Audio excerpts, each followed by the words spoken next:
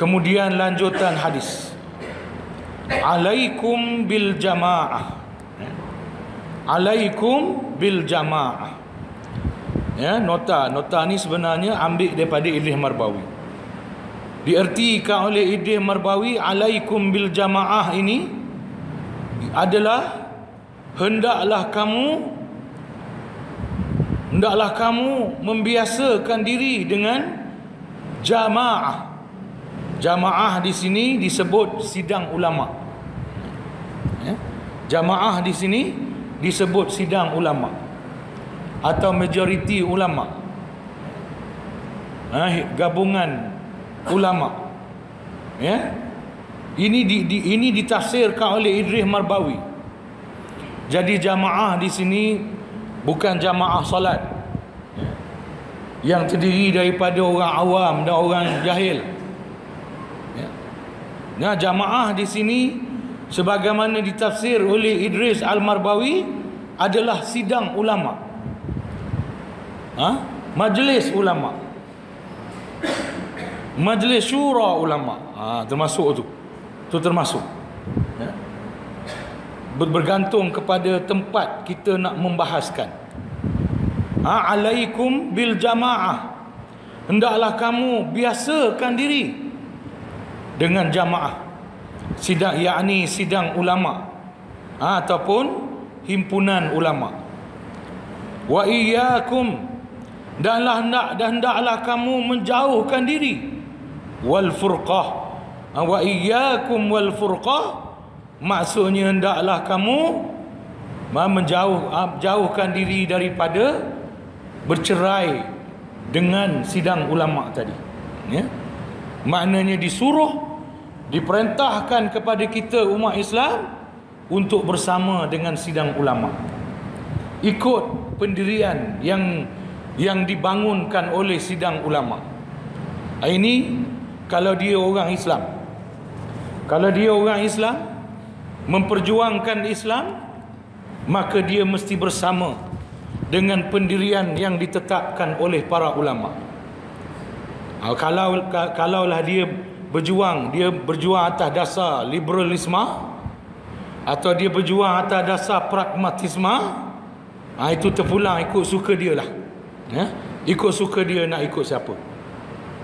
Kalau kita orang Islam yang beriman dengan hadis Rasulullah sallallahu alaihi wasallam, maka kewajipan kita adalah untuk bersama dengan para ulama.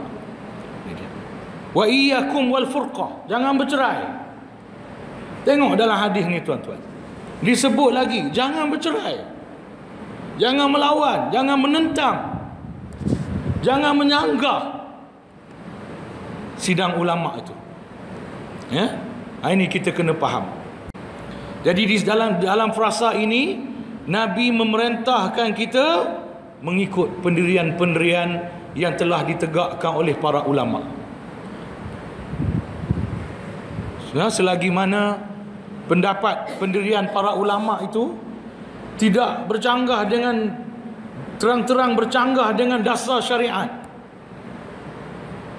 Dan kalau sebut sidang ulama, pada dasarnya mustahil. Pada dasarnya hampir mustahil. Saya sebutlah hampir mustahil. Sebab nanti ada di bawah, nanti ada satu hadis Nabi kata, umat aku ni kalau dia dah berkumpul secara kolektif nak mengistimbatkan suatu hukum, maka mustahil mereka berbohong dalam konteks kolektif itu. Tak apa, kita tinggallah dulu benda tu. Itu kita tinggal dan bahaskan kemudian bila tiba hadisnya nanti. Tapi dalam konteks frasa yang sedang kita lihat ini suatu perintah daripada Rasulullah sallallahu alaihi wasallam. Kita mesti menegakkan pendirian yang ditegakkan oleh para ulama. Dalam konteks sidang ulama, majlis ulama, mereka berbincang dan mengumpulkan segala ilmu kefahaman mereka dalam agama untuk membina sesuatu pendirian.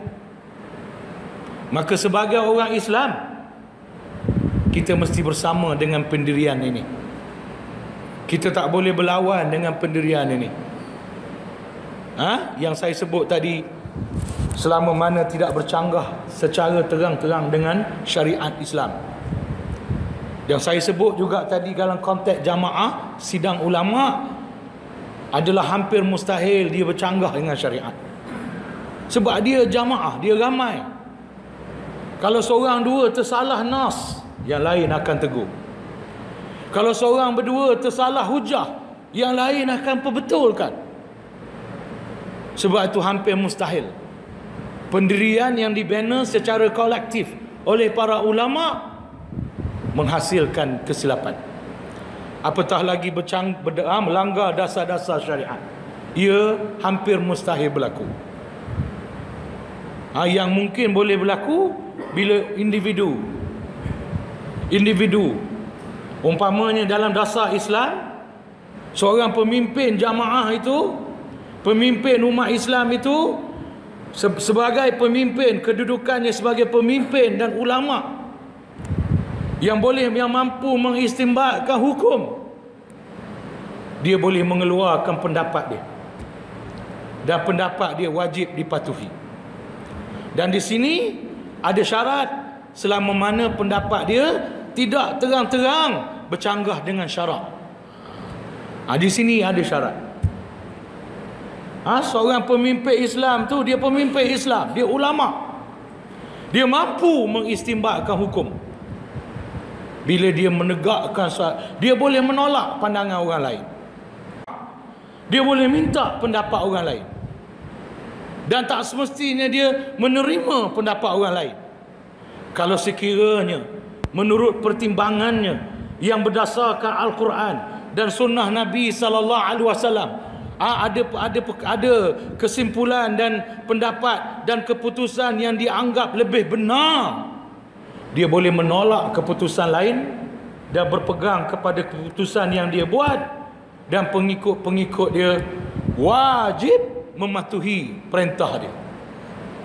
Ni saya bercakap kalau tuan-tuan berjuang Islam.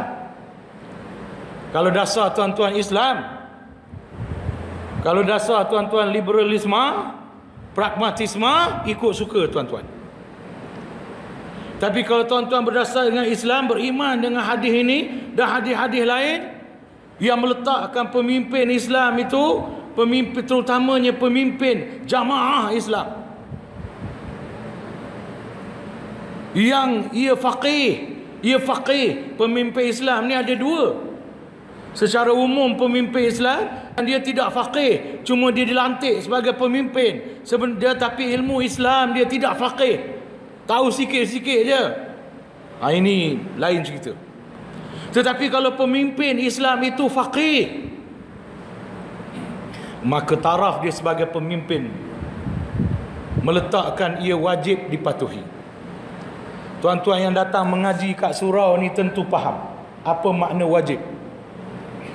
Takkan nak diajar lagi apa makna wajib. Takkan nak ajar ni apa makna wajib. Takkan nak ajar Sulaiman apa makna wajib. Takkan nak ajar Nasir apa makna wajib. Wajib maknanya buat dapat pahala, tak buat berdosa. Itu makna wajib. Saya ulang. Makna wajib, buat dapat pahala, tak buat berdosa. Itu makna wajib.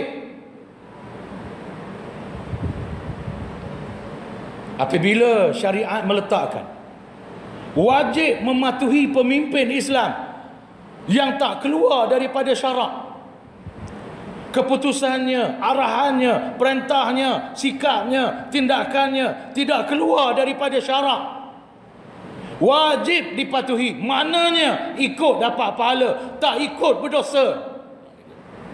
Nak kena faham. Terutamanya ahli-ahli yang mendukung gerakan Islam. Nak kena faham benda ni. Sebab hari ini suka-suka menolak arahan pimpinan jamaah. Hari ini saya tak peduli orang awam, tetapi ahli gerakan Islam, pendukung gerakan Islam, suka-suka menolak arahan pimpinan jamaah. Boleh tolak.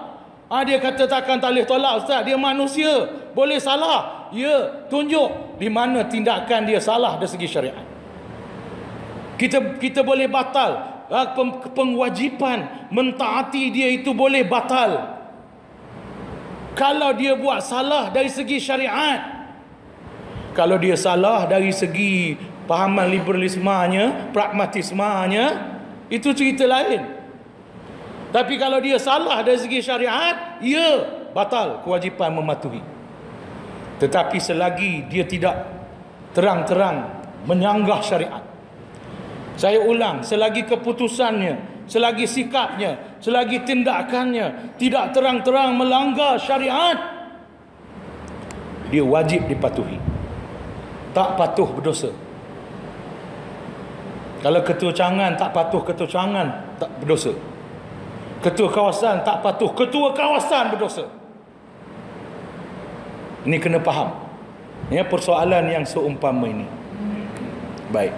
Kita tengok apa huraian Idris Marbawi, sebab saya bawa dalam konteks yang lebih kecil. Idris Marbawi dia mengulas tentunya dalam konteks yang lebih umum. Di mana di dalam mengulas perasa ini, Idris Marbawi mengatakan tidak bercerai dengan sidang ulama itu disuruh syarak. Ini Idris Marbawi sebut. Idris Marbawi mengatakan bahawa perasa ini menegaskan bahawa sikap tidak berpisah, tidak bercerai, atau dalam bahasa berpegang dengan pendirian dari yang terhasil oleh sidang ulama disuruh syarak. Ambil perhatian orang yang memperjuangkan Islam, yang mendakwa dia memperjuangkan Islam dengan dasar Islam. Ambil perhatian. Disuruh syarak. Kalau dia berjuang lain daripada itu, saya tak kisah. Disuruh syarak, kata Idris Marbawi. Maknanya tidak memencilkan diri dari memakai hukum Allah. Bahkan muafakat dengan sidang ulama itu, memakai apa hukum yang diijtihad dan diistinbat daripada Quran dan hadis Nabi sallallahu alaihi wasallam. Sebab apa kata Idris Marbawi? Sebab sidang ulama ini, atau majlis ulama ini, atau majlis syura ulama ini, misalnya, ambillah dalam konteks mana? Dalam konteks negara, mungkin majlis fatwa, mungkin dalam konteks negara. Dalam konteks sesebuah organisasi, mungkin organisasi itu ada badan ulama dia, ada majlis ulama dia. Dalam organisasi itu, terutamanya organisasi Islam, dia tentu ada badan ulama dia, majlis ulama dia, majlis syura ulama dia. Kata Idris Marbawi, majlis syura ini terdiri daripada para ulama. Maka tentunya bila mereka mengistimbatkan hukum, mereka istimbatkan berdasarkan Quran dan hadis Nabi sallallahu alaihi wasallam. Sebab itu diperintahkan supaya tidak bercerai daripada pendirian yang dibina oleh sidang ulama. Kemudian kata Idris Marbawi lagi, maka apabila seseorang itu memakai hukum yang tidak semua fakat ambilannya dari Quran hadis, nescaya, dia kata seseorang. Nampak? Di sini dia sebut seseorang, bukan sidang, bukan kumpulan, bukan jamaah, bukan satu majlis yang dari dalamnya ada ramai ulama. Maka apabila seseorang itu memakai hukum yang tidak semua fakat ambilannya dari Quran dan hadis, nescaya itu bercerai namanya dari jamaah ulama. Tambah kalau kita bukan ulama, tambah kalau kita bukan ulama, kita nak, di mana kita nak pegang bahawa pendirian yang kita buat tu berdasarkan Quran dan Sunnah? Di mana? Kita bukan mengaji agama, kita tak kenal Quran, kita tak berapa kenal Quran hadis. Quran setakat boleh baca, hadis pun boleh jadi baca terjemahan. Kita tak kenal usul fiqh, kita tak kenal mustalah al-hadis, usul tafsir, kita tak kenal nahwu, mani', badi', bayan. Tak, topik-topik dalam pelajaran bahasa Arab. Kita tak mengaji itu semua. Kita mungkin peguam yang mengaji undang-undang sivil. Kita mungkin engineer mengaji bina bangunan, jentera, alat jentera. Kita mungkin doktor mengaji tentang ubat-ubatan, bahan kimia, penyakit. Tiba-tiba kita nak menyatakan pendirian kita tentang Islam itu lebih benar dari pendirian yang dikemukakan oleh sidang ulama. Macam mana? Di mana kita nak pegang kita lebih betul? Ini bukan soal sombong. Bila cakap macam ni orang kata ulama sombong. Saya bukan ulama, saya bercakap untuk mewakili ulama. Dan kalau ulama sendiri bercakap pun, ini bukan soal sombong.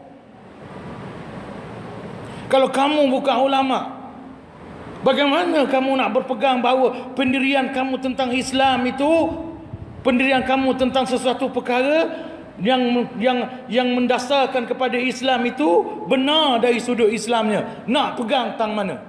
Sedangkan kamu tak faham Islam. Suka-suka hati lawan ulama. Ini trend yang ada di Malaysia sekarang.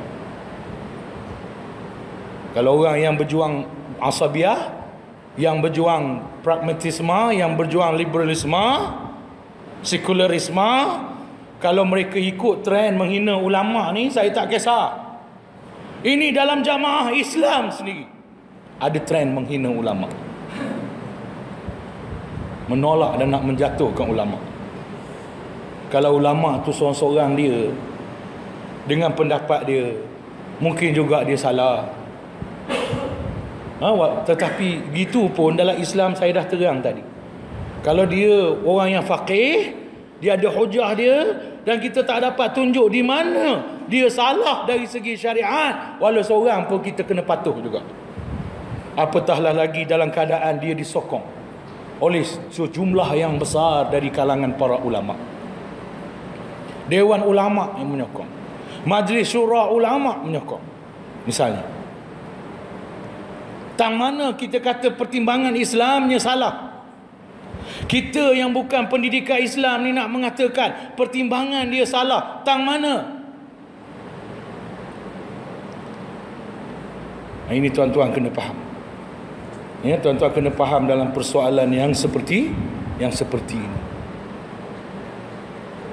Baik. Maka apabila seseorang itu memakai hukum yang tidak semua fakat, ambilannya dari Quran dan hadis, nescaya itu bercerai namanya dari jamaah ulama. Sama ada kerana dia berijtihad sendiri, dia buat ijtihad dia sendiri. Kalau dia jenis orang mampu berijtihad, satu hal. Kalau dia jenis bukan orang yang mampu berijtihad, itu peliklah bunyinya. Atau dia menurut ijtihad dan mazhab orang yang berfikir sendiri. Dia ada ikutan dia, ada ulama yang dia ikut, tapi pendapat ulama ni terpencil. Pendapat ulama ini terpencil.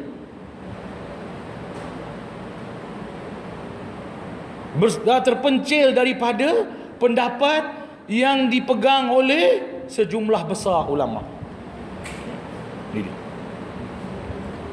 Atau dia menurut ijtihad dan mazhab orang yang berfikir sendiri.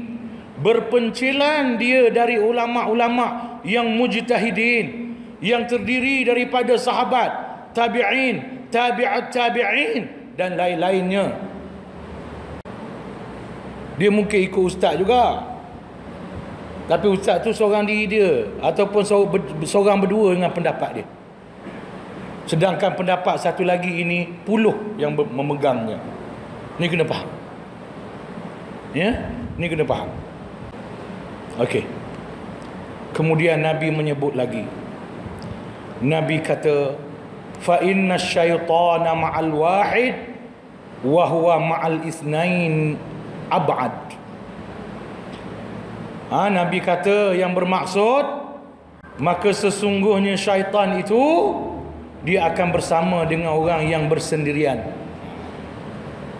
Sebab tu kita kena menyertai jamaah.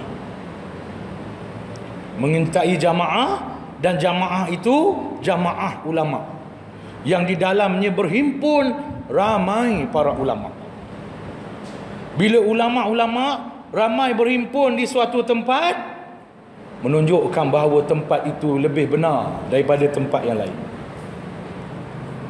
Tempat itu adalah lebih benar daripada tempat yang lain.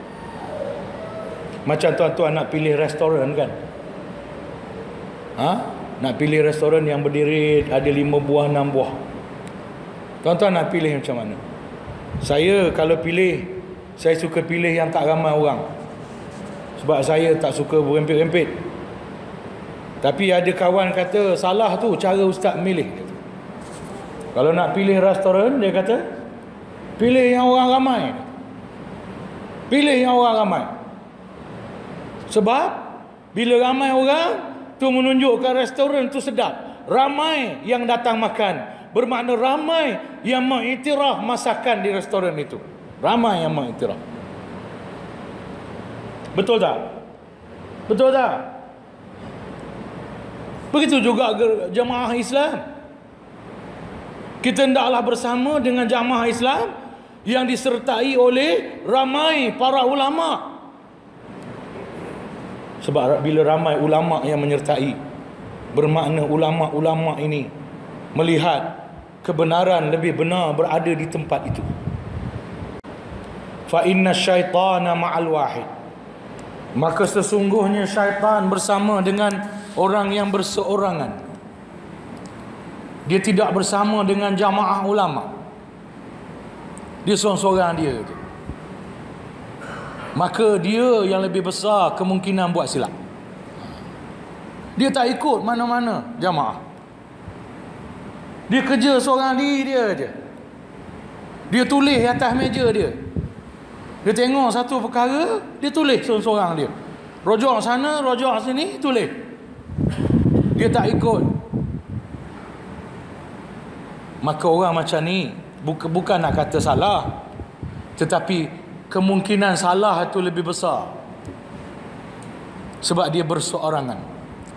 Nabi kata syaitan akan bersama dengan orang yang keseorangan. Dan dia bersama dengan orang yang berdua. Isnaini itu berdua, abad, jauh. Kalau di sini ada 2 orang, di sini ada seorang.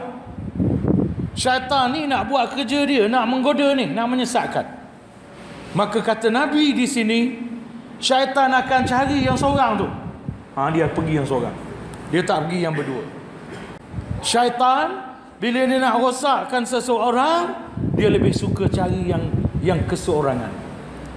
Kalau orang tu berdua, dia tak nak buang masa. Dia kata orang yang berjamaah ni susah.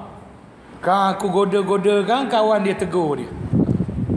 Kalau aku tipu dia, kan perdaya dia, kawan dia selamatkan dia.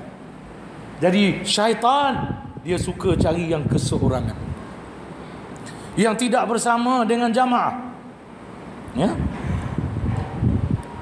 Kemudian Nabi kata lagi, di sini Idris Marbawi menyatakan menyendiri mudah disesatkan syaitan. Ini. Kalau kita sendiri, syaitan mudah sesatkan kita. Walaupun barangkali kita banyak ilmu, tapi kita fikir seorang-seorang, fikir sendiri. Kadang-kadang ada benda yang kita tak nampak. Sebab tu berfikir ramai lebih selamat. Dan lebih selamat lagi kalau yang berfikir ramai itu adalah terdiri daripada kalangan yang berilmu, macam majlis ulama atau sidang ulama atau dewan ulama yang anggotanya terdiri daripada para ulama yang faham Islam.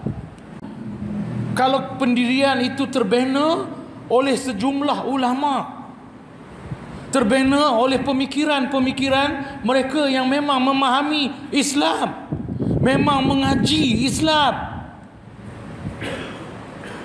tentu pendirian itu lebih jauh daripada kesalahan. Tentu lebih jauh daripada kesalahan. Sebab itu kalau nak berjuang Islam, mestilah dipimpin oleh Islam. Kalau bahtera itu bahtera Islam, nahodanya mesti nahoda yang memahami Islam. Kecualilah bahtera itu bahtera Persatuan Bulan Sabit Merah. Sahabat kita kat tiang ni, dia faham. Senyum dia tu seronok saya tengok, menunjukkan dia faham sungguh cakap saya. Kalau kapal tu kapal Bulan Sabit Merah, tak apalah, nahoda dia doktor. Kalau kapal itu kapal yang membawa penukang bangunan, tak apalah. Kalau nahoda kapal itu engineer. Tapi kalau kapal tu kapal Islam, kapal Islam, bukankah adil? Dan itulah sepatutnya nahodanya orang yang memahami Islam.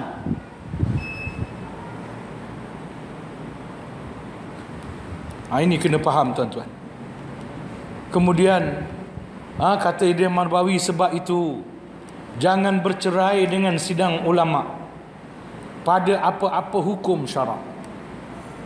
Pada apa-apa perkara yang ada hubungan dengan hukum Islam.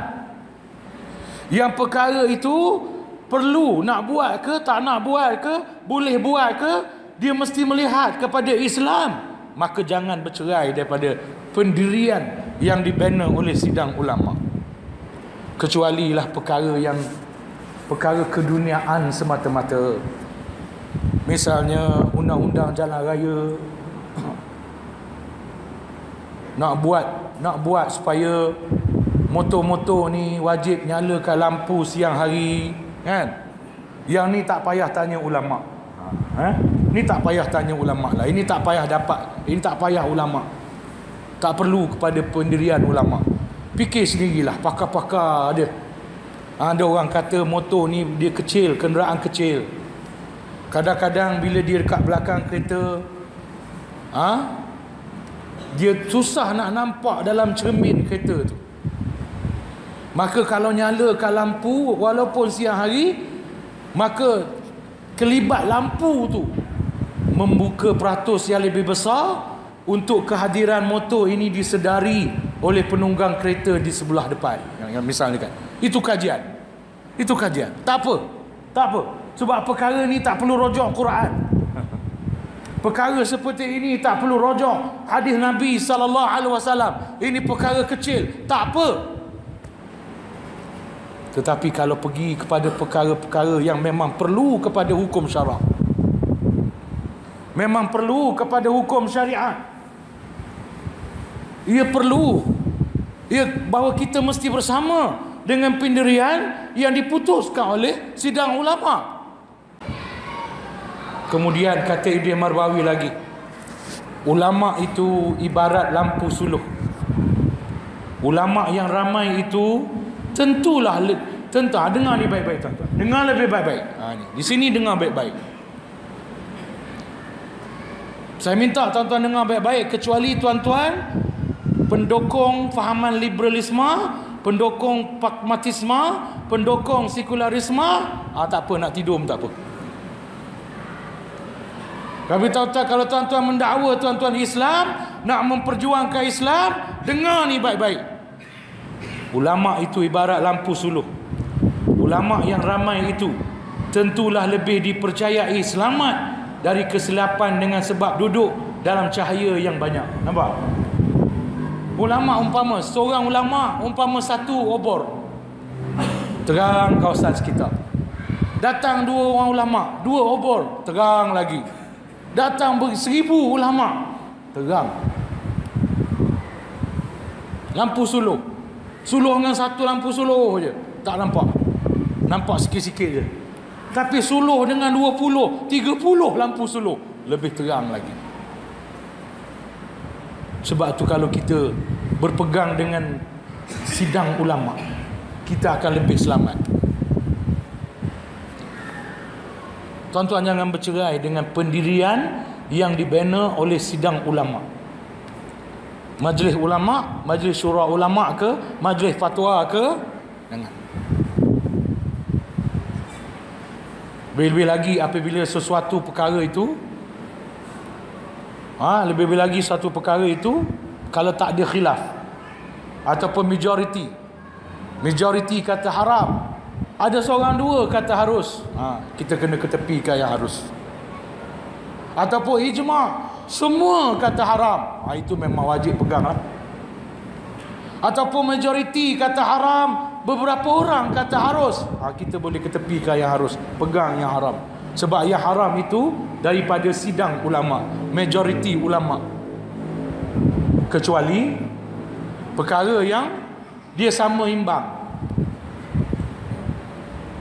Sekumpulan ulama kata harus, sekumpulan ulama kata haram. Dan yang kata harus dengan haram tu dia berimbang. Itu tak apa. Itu tak apa. Terpulang pada kita. Contoh macam muzik. Saya ambil hukum muzik. Muzik ni antara ulama yang kata haram dan harus tu seimbang. Imam Syafi'i misalnya antara yang kata haram, nyanyian dan muzik. Imam Ghazali, tabi'in, ulama tabi'in seperti Ibnu Umar, Ibnu Zubair, Imam Ghazali, Imam Al-Haramain. Ini antara imam-imam yang mengharuskan nyanyian dan muzik, termasuk Dr. Yusuf Al-Qaradawi. Tapi ada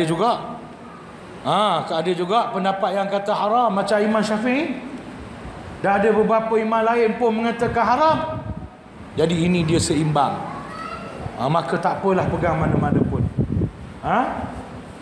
Peganglah yang kita rasa bermanfaat.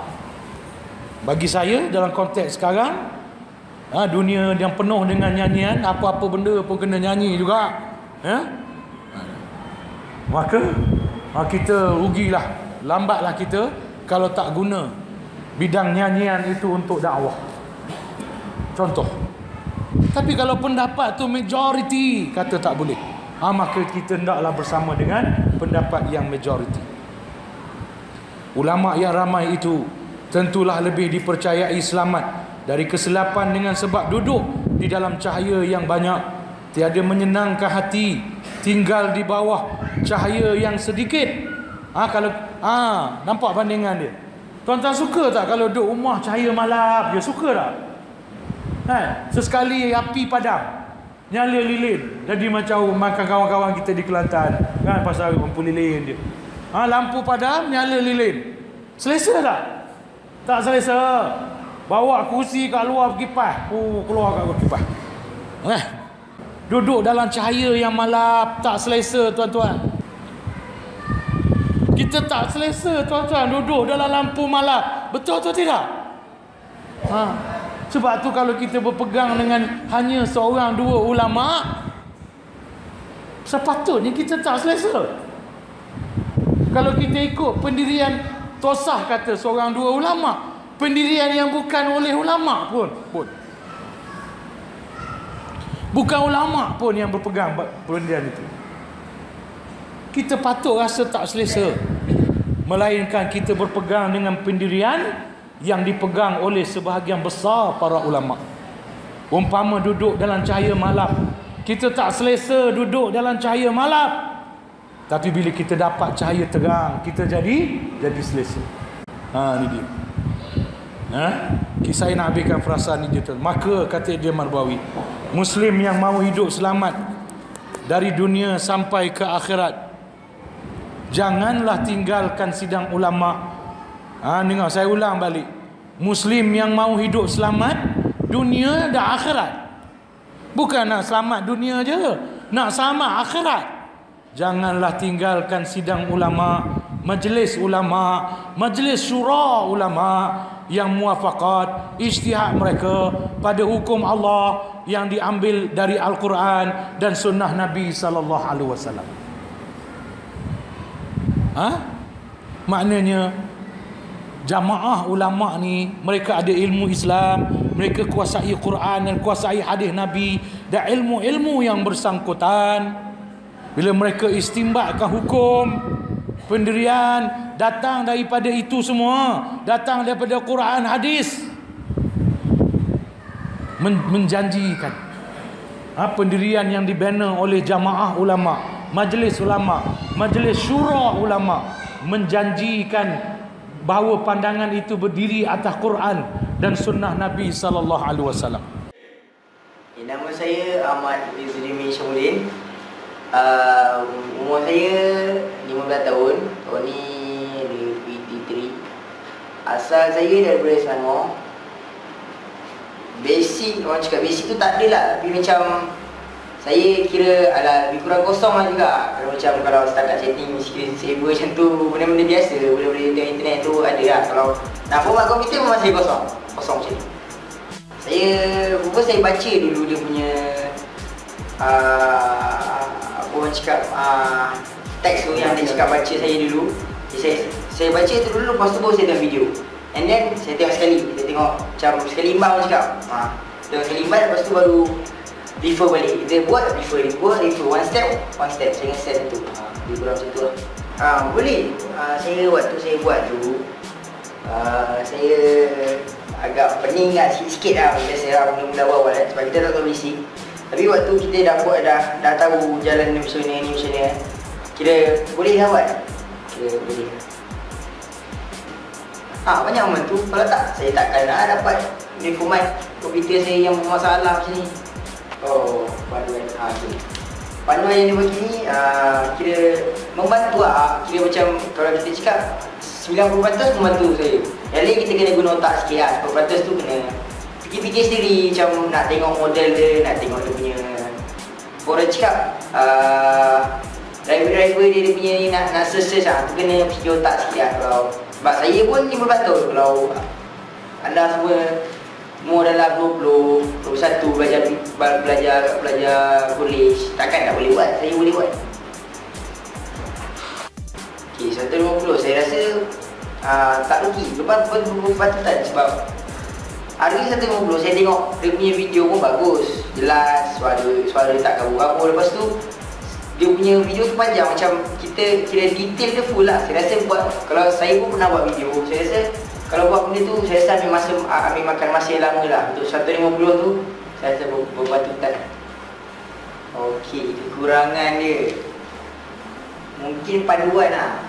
Yang PDF yang dia bagi tu kadang-kadang macam, kalau bagi saya nak cepat buat benda tu, saya tak macam tak berapa nampak PDF tu. Sebab yang first notepad dia bagi, saya buka je file tu, saya nampak notepad. Dia cakap baca saya dulu. Macam tu lah benda yang bagi kita baca PDF tu dulu. Macam notepad tu dia tulis baca saya dahulu. Okay, benda tu attractive pun. Maknanya kita kena baca ni dulu. Macam nak install Windows 7, nak format balik. Maknanya nak pastikan customer yang lain baca yang PDF tu dulu, baru install. Lepas tu tengok video semua balik. Tu je. Saya rasa kurangan dia sikit. Ya, saya user juga. Saya banyak guna nak edit gambar, edit video. So macam komputer saya pun dah berat. Kira kadang-kadang saya install daripada internet, macam kadang-kadang ada virus. So nak kena format, saya akan refer boleh. Ni panduan ni depan ni boleh lah. Kira macam saya ada asas sikit lah untuk format tu kan. Boleh buat untuk kawan-kawan, untuk boleh kira macam cakap boleh buat lah kira. Senang. Jimatkan kos tu memang berpati macam orang cakap. Jimatkan kos tu memang cutting kos lebih banyak lah, cutting kos. Sebab okey, pertama keuntungan saya beli panduan ni. Yang pertama, saya jimat kos betul. Yang saya cakap tadi, memang kawan saya format 90, 100 lebih. Saya dapat memang harga dia 150, tapi dengan keuntungan masa. Diorang hantar mungkin dalam 3 hari, 4 hari. Diorang kena tunggu, diorang punya notebook beratus-ratus. Macam saya boleh buat sendiri. Mungkin first day tu macam susah, tapi bila saya dah buat banyak kali, takkan saya tak boleh dengan senang buat macam tu kan. Yang kedua, ayah saya ustaz, seorang Ustaz Syamudin. Dia banyak ceramah dan guna PowerPoint, banyak motivasi, khutbah pun guna PowerPoint. So kadang-kadang dia macam tengah buat dia tension, dia cakap dia punya nombor ni masalah. Okay. Dan kalau dalam situasi emergency macam tu, okay, bila dia hantar kedai, mungkin dalam 3-4 hari kita akan kena tunggu, takkan dapat cepat sebab ni sebab delay banyak nombor. Tapi bila saya tahu macam mana nak format, bila dia minta tolong saya rasa dalam 2-3 jam saya akan buat benda tu siap. Lepas tu dia boleh buat sambung kerja dia yang tadi terbengkalai tadi sebab masalah komputer dia. Yang terakhir saya rasa saya akan terus belilah CD panduan yang orang pihak OAA Microsoft System ni jual, sebab saya rasa berguna lah untuk bukan sehari 2 hari untuk seumur hidup. Lepas tu saya rasa saya boleh buat part time juga sebab bila saya dah pandai, saya dah pandai macam-macam, pandai format, pandai install driver, saya rasa saya boleh lah buat kerja kan. Mungkin minta umpah yang sikit untuk kawan-kawan, bukannya untuk kedai yang besar apa, tapi untuk kawan-kawan, untuk tolong kawan-kawan cakap tolong yang kawan-kawan baik kan, boleh lah. Okay, dengan cara tu saya dapat cari kelebihan back pocket orang cakap. Okay, macam saya ni still study kan, dalam kira orang cakap dalam pembelajaran lah. Saya rasa kalau cuti sekolah saya akan cari kerja juga. So daripada saya cari kerja, saya keluarkan modal sikit, beli buku panduan ni, dapat lah saya pendapatan kecil-kecilan orang cakap. Tu lah. Kelemahan dia ada beberapa lah kelemahan orang cakap. Takkan satu benda ni sempurna lah. Bila satu benda yang sempurna orang cakap benda ni, dalam dunia tak ada benda yang sempurna lah orang cakap kan. Syarohan pun tak handsome orang cakap. Okey, kelemahan dia adalah ada macam certain tempat yang macam saya kena repeat 2-3 kali. Tapi bagi saya normal lah benda tu, macam repeat 2-3 kali tu macam kita manusia kan, kita takkan tangkap cepat lah benda tu. Sebab saya pun basic langsung tak ada dalam komputer. Mungkin benda tu macam sukar bagi saya, tapi orang lain boleh faham. Itu mungkin kelemahan OAA lah. Salah satunya kira ada certain. Overall saya rasa si panduan ni 90/10 lah saya bagi.